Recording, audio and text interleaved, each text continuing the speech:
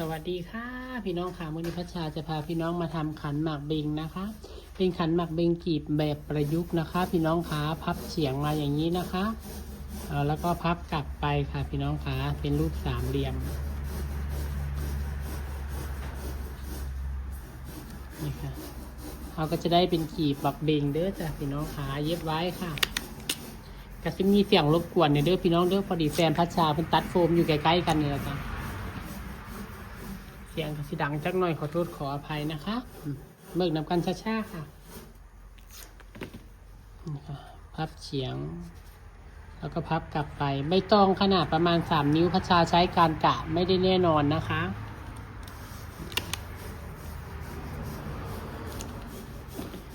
ประมาณนี้นะคะต่อไปก็เฮ็ดกล้วยเลยค่ะพี่น้องคะกล้วยยอดนะคะเวลาวางกล้วยสำคัญบางคนเฮ็ดกล้วยยอดยังบางคนก็เป็นแล้วล่ะบางคนเพิ่งก็ยังบ่เป็นเนาะค่ะพระชาติที่วางให้มันลื่นล้ำกันอันนี้เห็นบ่เลยออกไปให้แผ่นทางนอกเลยออกไปหลายกว่าเวลาเขาม้วนปลายของกล้วยเนี่ยจะบ่ได้มาไขว้หรือว่าจะบ่ได้เป็นร่องเป็นรอยนะคะบ่เย็บลงไปค่ะมากกล้วยใหญ่เฮ็ดใหญ่มากกล้วยน้อยเฮ็ดน้อยเด้อพี่น้องเด้อบ่มีพิษบ่มีถือค่ะพี่น้องคะหลังจากนั้นเราก็เข้าช่อเลยนะครับบักบิงของเราวางลงไปแล้วก็เย็บค่ะเย็บไล่ลงมาบอกค่ะ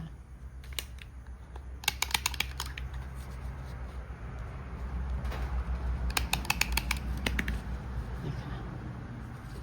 4 ทิศ 4 ทางเอามือกำไปพร้อมเวลายิบลงมาค่ะ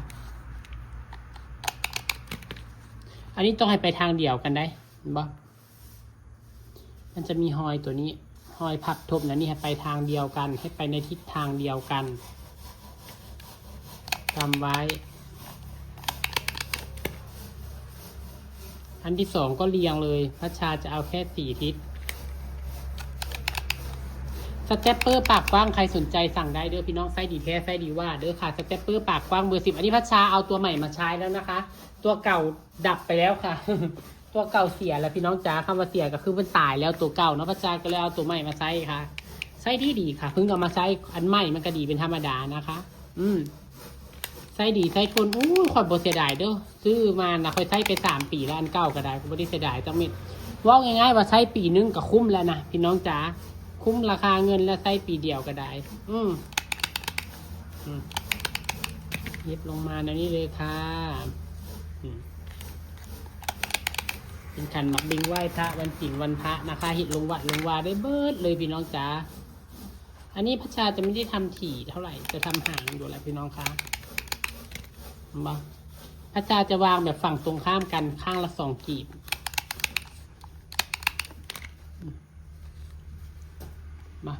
มันนี่ไฟใส่ฝั่งนี้แหละก็มาฝั่งนี้ให้มันตรงข้ามกันนะนี่เวลาวางกาดนะคะพี่น้องคะอันนี้กันแล้วแต่เทคนิคไทยเนาะแต่ละคนไม่เหมือนกันเทคนิคอันนี้จะเป็นบักเบงกีบประยุกต์จะเป็นกีบแบบใหม่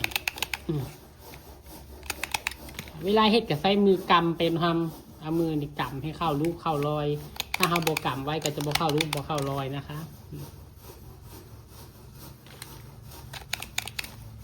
สเตปเปอร์บดใส่รูป2 แถวเนี่ย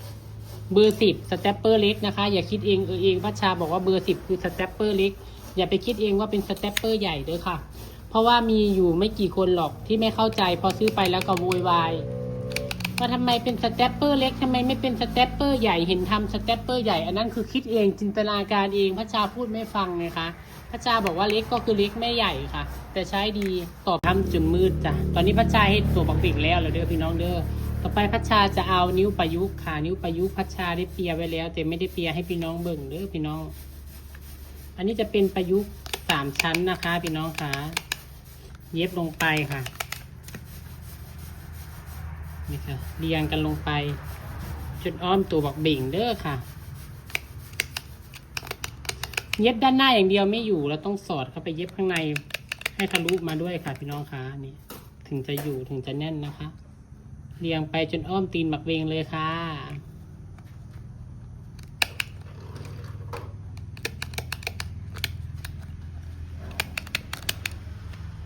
น้องเจ้าขาตอนนี้ก็เสร็จเรียบร้อยนะคะขันหมากเบงกาบประยุกต์นิ้วประยุกต์ค่ะ เป็นยังไงเจ้าค่ะสวยงามไหมคะพี่น้องคะหากดูแล้วชื่นชอบในผลงานนะคะ พี่น้องฝากกดแชร์พัชชาในอยเด้อพี่น้องใครที่ยังไม่กดติดตามช่อง YouTube เงินใบสีพัชชาฝากไปกดติดตามให้พัชชาในอยเด้อช่อง YouTube เงินใบสีพัชชานะพี่น้องคะจะไปแล้วจะพบกันคลิปหน้าสวัสดีค่ะ